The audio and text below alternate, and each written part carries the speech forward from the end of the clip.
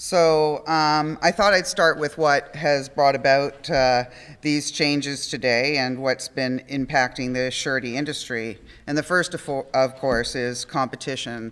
And that competition came about, rightly or wrongly, because the surety industry has long time been accused for not paying bond claims.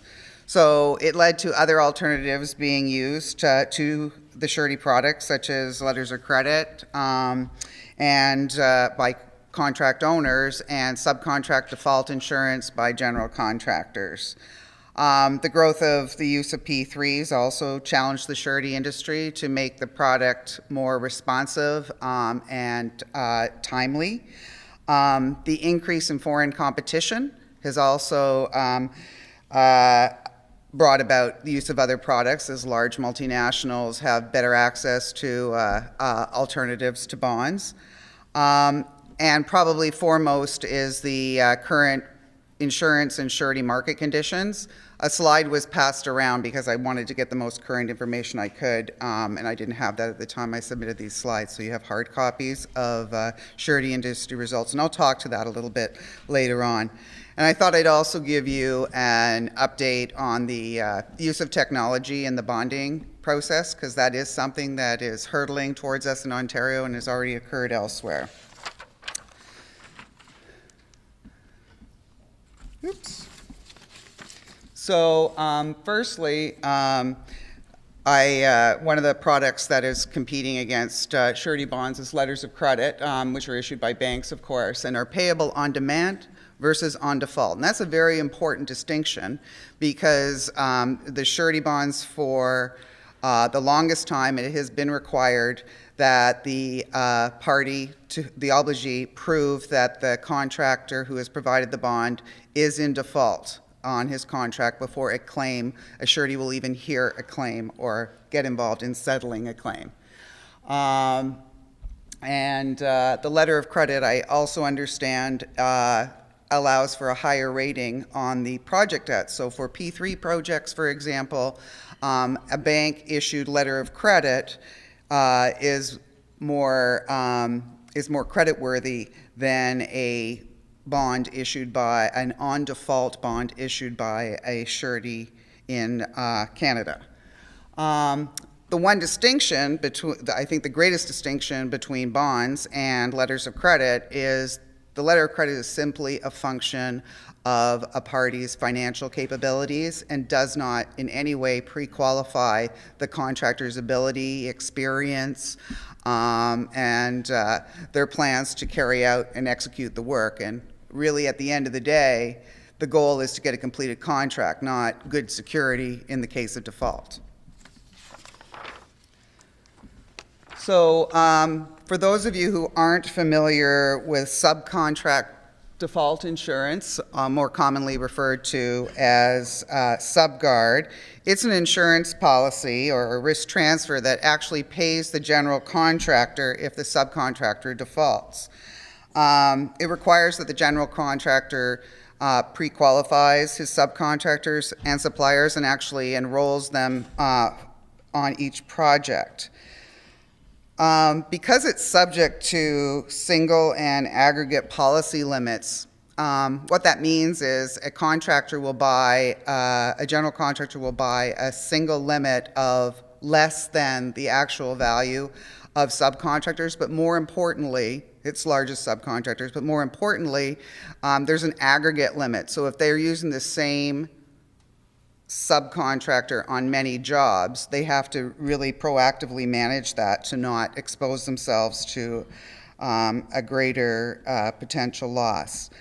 The important thing to note, or the negative for owners on the Subguard product, is that it does not protect the owner from a default by the general contractor. So if the general contractor has been paid and hasn't paid his subcontractors, there's absolutely, the subcontractors can walk away and there's nothing that the owner has for protection.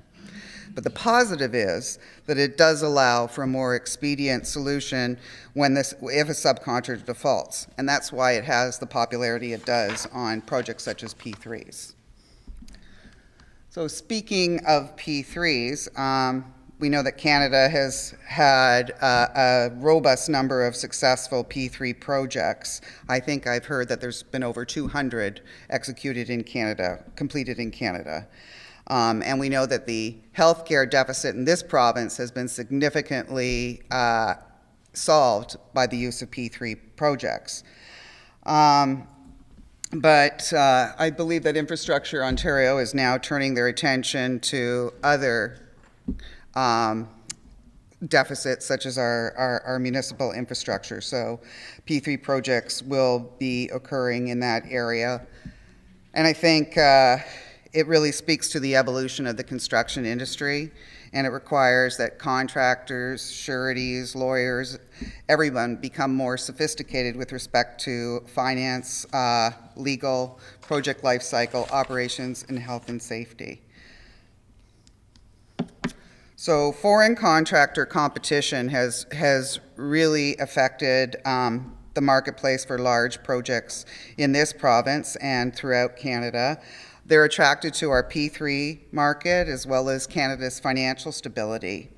And they can bring alternative sources of capital, and they have access to more forms of guarantees. I believe that their banking systems, we've known from the 2008 credit crisis, have been more lax than our banking systems here. Thereby, they get access to letters of credit in forms of guarantees. They get guarantees from their export credit agencies that they can use on projects in our country. And also, many of them are just a lot larger than most of our contractors in Canada.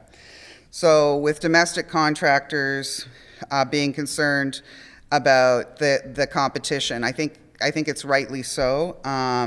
There have been many foreign contractors that have gotten jobs on low bids, and they're willing to take the learning curve, I guess a price of tuition for coming and learning about Canada, and subsequently some of the subcontractors have suffered for that learning curve, and maybe that isn't such a good thing. So now I'll just with all that stuff in the background, I'll turn your attention to the surety industry results. And I gave you just the last 10 years, but I think both slides demonstrate pretty clearly that the surety industry has been having great success in this country. If you factor in the expense ratios, which aren't included, it's just the pure loss ratios. They say that surety expense ratios run between 50 and 55%. You can still see that there's a nice profit in the surety business in Canada. And if we looked at the previous 10 years to that, you would see the same. The one caveat I'd say is that the surety industry, for those of you who knew that there had been a real hardening of the surety market in the early 2000s, that was due to circumstances in the United States where they wrote a number of different types of bonds that were more financial guarantee type products and had some severe losses. So it wasn't due to the construction industry at all. It was actually due to things such as Enron. I think that was the biggest example that people remember, the biggest corporate failure. So seeing that the surety industry is doing well and making money, and that the construction industry has need for different types of products or enhanced products, the surety industry has been trying to adapt. And in 2012, the Surety Association of Canada brought out an enhanced performance bond. And the reason they released that was, I think Howard mentioned earlier, the process of amending a CCDC or introducing a new CCDC document is quite cumbersome, and it takes many years to do that. So the Surety Association of Canada agreed that they needed this new performance bond in 2012 and released it ahead of it going to CCDC. In early 2014, the Guarantee Company of North America got out ahead of the surety industry and created what they called the Headstart bond. And it's actually for use by general contractors can offer that, subcontractors can offer that to general contractors. And what it does is guarantee will then meet with those general contractors if there's a subcontractor default in defined terms and allow them to complete jobs. And then the most recent change is the P3 performance bond, and Infrastructure Ontario has been accepting a new performance bond that was provided by a couple of different surety companies that actually includes a liquidated damages liquidity provision in it. As well, the surety industry for some time has tried to address long-term contracts by using a multi-year bond form. And lastly, there has been the advent of electronic bonding. So the surety industry has responded to, in 3 provinces, they're now using bid depositories, are now using e-bonding as a solution to hard copy delivery of bonds. So the SAC enhanced performance bond has a few features. One is the pre-demand conference. So it allows the parties to the bond, the owner, the contractor, and the surety, to meet without prejudice, and it has and within 15 days of the owner requesting a meeting. And the idea is not necessarily that the surety is going to take any action, but it's going to definitely make the contractor aware that the surety is going to have some concerns and be at the table to listen to the concerns of the owner. That could have, it just advances that there is an issue at the table and is taken quite seriously. After, if the issue is not resolved, there's a post-demand timetable involved that actually states how the surety will respond, when the surety will respond. And there also is a provision that allows emergency remedial action, and that's work that would address public safety concerns and protect any existing work covered under the contract. Still, if there is a default, the 4 remedies that exist under a traditional performance bond still exist. So in March of this year, CCA, the Canadian Construction Association, endorsed CCDC's final draft of their performance bond that looks much like the SAC enhanced performance bond. Some things have been changed, but it contains the same type of provisions. And so now it just needs to be ratified by both the architects and engineers, and it will be the new performance bond. So giving the 15-day pre-demand conference and emergency measures provisions. So I had mentioned the Headstart Performance Bond. It was GCNA developed the product, but said its competitors could use their work, but it's intended for subcontractors to provide to general contractors. And the idea being that a general contractor is a knowledgeable construction party that would be able to mitigate the loss under a Headstart performance bond and be able to solve the problem themselves. So it outlines a response time that is actually 3 days, and it contains like these hot links into the information that GCNA needs in order to respond within that 3-day period. So the legal it just really hastens the same process that you would have under a typical performance bond and gives a lot of clarity to what is required. Because oftentimes in the past, I think the surety has been guilty of, okay, I got a letter. It doesn't really say it's a claim, They're just saying that they're not happy with the work, but I guess I'll acknowledge I received your letter, but it won't go on to say, if this is a claim, you need to say it's a claim and provide me with this type of information in order for me to act upon it. So under the Headstart Performance Bond, it gives the general contractor the option to enter into a mitigation agreement with the surety and complete the work, or it can actually turn the work over to the surety company, and that is the typical way in which the surety company will mete out the resolution of the defaults. So the P3 performance bond was really developed to satisfy project owner and lender requirements, and that was the need for a more liquid form of security.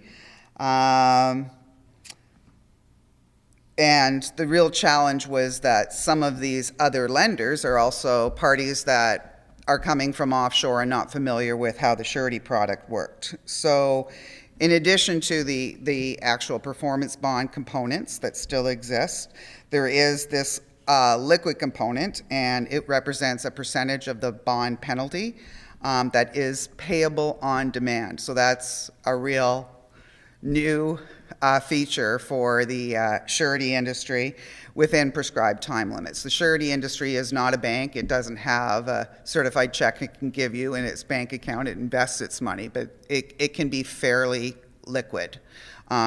So maybe a 7-day pay on demand versus a pay on site demand, but it is a pay on demand, and it is an alternative to a letter of credit. Up until last year, Canada was fortunate enough that the Export Development Canada had invoked special powers that allowed them to support P3 projects, like domestic projects, even though they're an export organization, and that happened in response to the infrastructure program that the government instituted following 2008. And so they were able to provide guarantees that allowed for liquid type of security, but that had to end because they are an export corporation. They're not supposed to continue on domestic projects. So the surety industry has stepped in. There was a gap there for Canadian contractors, and I think it's great that some of the surety companies are now doing this, and allows us to compete with the foreign competitors, the multinationals. And so a couple of these bonds have been accepted on Infrastructure Ontario projects. And although the language isn't standard, this type of instrument indeed was, I think, a watershed moment for the surety industry. So I said I would touch on bonds for multi-year contracts. The Surety Association of Canada has a hybrid bond form that contains a renewal clause. I think this bond is really best suited for multi-year contracts, service type contracts, such as landscaping, snow removal, security services. But I think it can be used for some construction projects that have certain defined work that can be performed from year to year, such as remediation type contracts. But I think, well, the Surety Association tries to promote this and say that that most contractors can't get a long-term bond. I would say that, as an owner, I would want the market conditions to determine whether somebody can provide me with a multi-year, a bond for a multi-year contract that isn't on the SAC performance bond versus getting one on the SAC multi-year form. I wanted to mention some of the alternatives that are out there for small contractors. There is a solution called Quick Bond that will cover contracts up to $400,000. So this can be used for contracts directly with owners or to general contractors. And it was really born out of the need for new users of bonds and for infrequent users of bonds not to have to form a surety facility that charged them significantly and required a financial disclosure that audited financial statements, reviewed financial statements, which are costly and only may be required if you need a bond facility. So there's less rigorous financial criteria because there is a personal guarantee standing behind it. And so personal credit information is the primary criteria for underwriting. It's an online, quick turnaround product, and eventually some contractors will grow and graduate to a regular surety program, but others will only use the occasional bond and prefer to stay in quick bond. But it is a solution for those contractors who say they can't get bonding or it's too costly for a smaller job.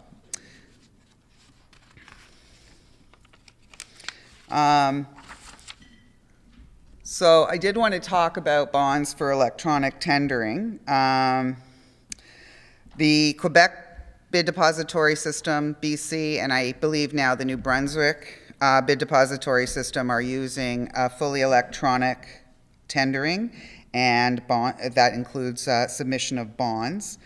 But recently, Defense Construction has indicated that it wants to transition to electronic tendering, and they will phase that in with an inclusion for bonding at the last phase. I think that's going to be slightly challenging for entities such as Defense Construction or Public Works Canada and other owners who presently accept alternatives to bonds as security for tendering, such as certified checks, cash, Government of Canada bonds. But it's definitely something that will evolve, and we'll learn how to deal with it. And I guess it's anyone's guess who is going to be next amongst some of you in the room to use e-tendering. So in summary, I would like to applaud the Canadian surety industry in responding to the needs of owners, general contractors, and the new forms of project delivery, and responding to competition from alternative products. They've also provided e-bonding solutions to the marketplace. We are definitely experiencing an opportune time where insurance company capital is deployed towards innovative products. So, you know, the surety industry has stepped up and addressed that. Still, my advice for owners and contractors is always to ask for and get the solution that's right for you.